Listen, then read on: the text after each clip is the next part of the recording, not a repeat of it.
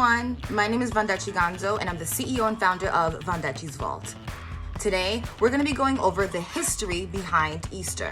So Ishtar, spelled I-S-H-T-A-R, in Mesopotamian religion, was the goddess of war and sexual love. Ishtar's primary legacy from the Sumerian tradition is the role of fertility. She evolved, however, into a more complex character, surrounded in myth by death and disaster. She was a goddess of contradictory connotations and forces: fire and fire quenching, rejoicing and tears, fair play and enmity. Ishtar is also, to a greater extent, an astral deity associated with the planet Venus.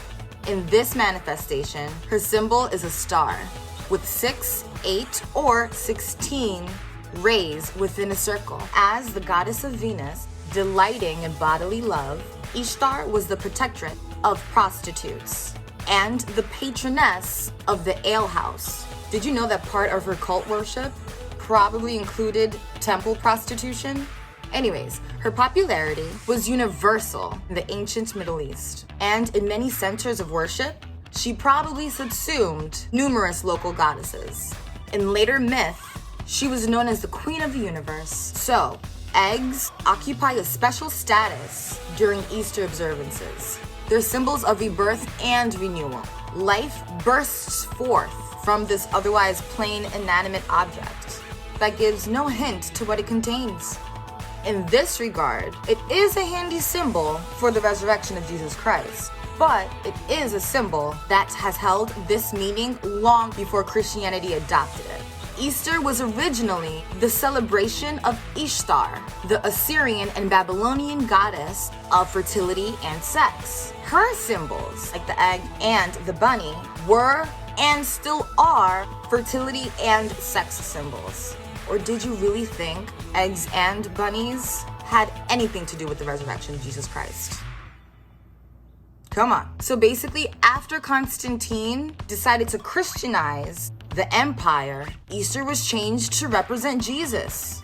But at its roots, Easter is all about celebrating fertility and sex. Remember, Ishtar was the goddess of love and war and sex, as well as protection, fate, childbirth, marriage, and storms. There's some fertility in there, but as with Aphrodite, there is also an element of power. Her cult practiced sacred prostitution, where women waited at a temple and had sex with a stranger in exchange for a divine blessing, meaning for money, to feed hungry children, or pay a debt. And Ishtar's symbols were the lion, the morning star, and 8 or 16 pointed stars. Again, symbols of power. The word Easter does not appear to be derived from Ishtar, but from the German Eostor, the goddess of the dawn, a bringer of light. Remember, English and German are in the minority languages that use a form of the word Easter to mark the holiday. Elsewhere, the observance is framed in Latin Pascha, which in turn is derived from the Hebrew Pesach, meaning of or associated with Passover. Ishtar and Easter appear to be homophones, meaning they may be pronounced similarly but have different meanings.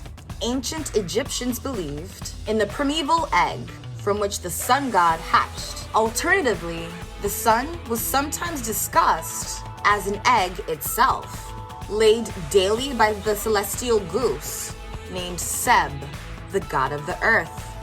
The phoenix is said to have emerged from this egg. The egg is also discussed in terms of a world egg, molded by Num from a lump of clay on his pottery wheel. So these are some of the stories that built the foundation for the tradition of eggs on Easter.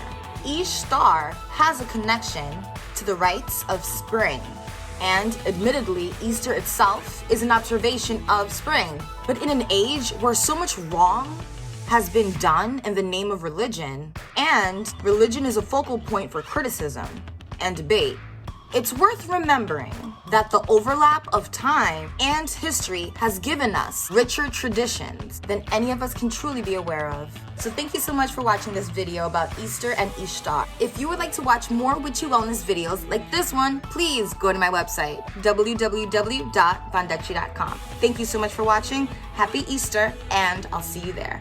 Bye.